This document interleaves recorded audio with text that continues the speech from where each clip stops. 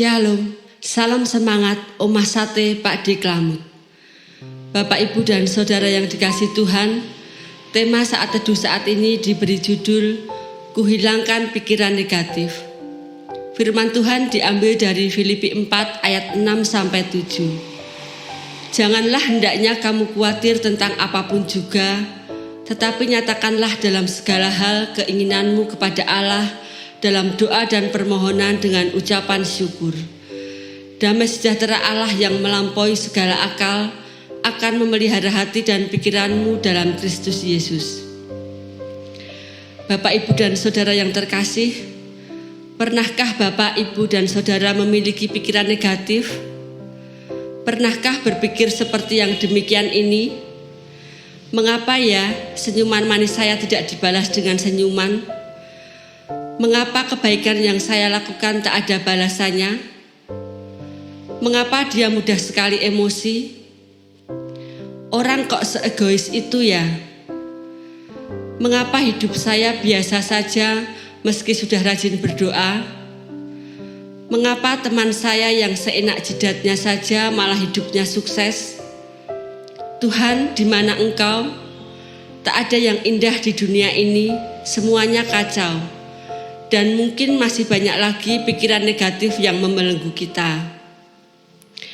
Berpikir negatif memang sangatlah mudah, apalagi saat kita merasakan kesesakan di dalam hidup ini.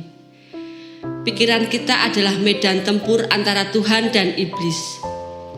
Sepanjang hari kita akan terus disodori pilihan, benar atau salah, baik atau buruk, kudus atau dosa.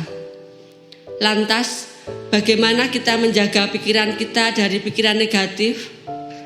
Mari kita cermati bersama. Yang pertama, apa yang ditabur itu yang dituai.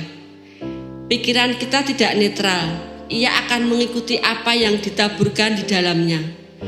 Jangan heran jika kita susah berpikir baik, maka sepanjang hari kita menabur kejahatan di dalam pikiran kita.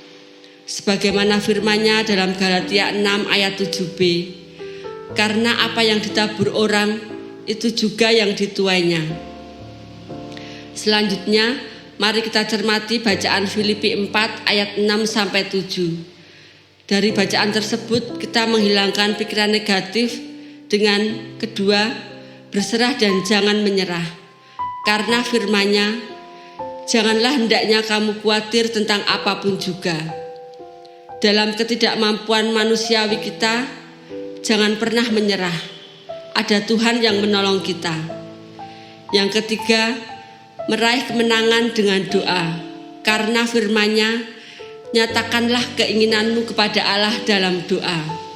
Semakin berat pikiran dan masalah yang menimpa, semakin kita bertekun dalam doa.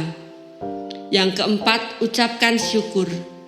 Saat kita berdoa, tak hanya permohonan saja, namun juga ucapan syukur.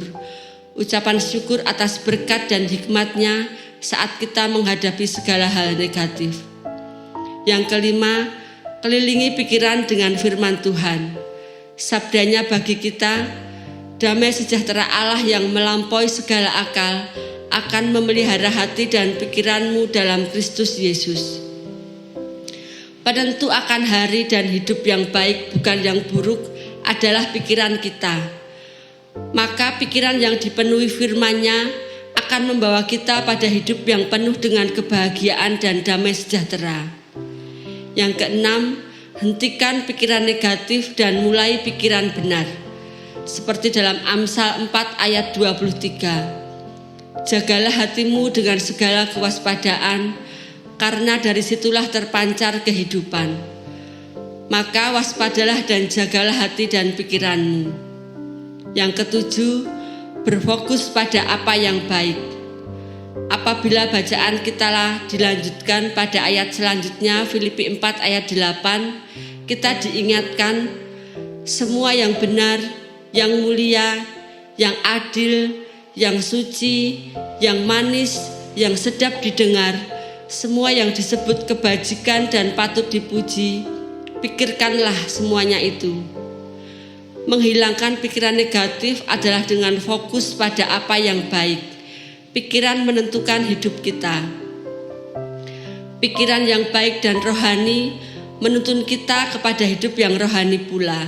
Sebaliknya, pikiran negatif akan menuntun kita kepada hidup yang penuh dosa, sesat dan terhilang. Maka, mari bersama kita berubah, diawali dari diri kita sendiri dengan tekad yang kuat, kuhilangkan pikiran negatif. Maka bersama Tuhan kita melihat dunia dan hidup yang lebih indah. Amin. Mari kita berdoa. Tuhan, kami bersyukur atas indahnya hidup bersama-Mu, atas penyertaan-Mu dalam hati dan pikiran kami. Engkau yang mendengar doa dan seruan kami.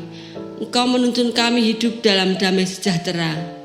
Syukur kami atas anugerah kekuatan untuk hidup jauh dari pikiran negatif. Kami yakin Engkau memampukan kami melanjutkan hidup yang penuh harapan indah.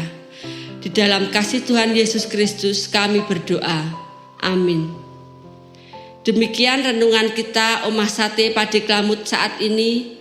Selamat pagi, selamat beraktivitas. Tuhan Yesus memberkati.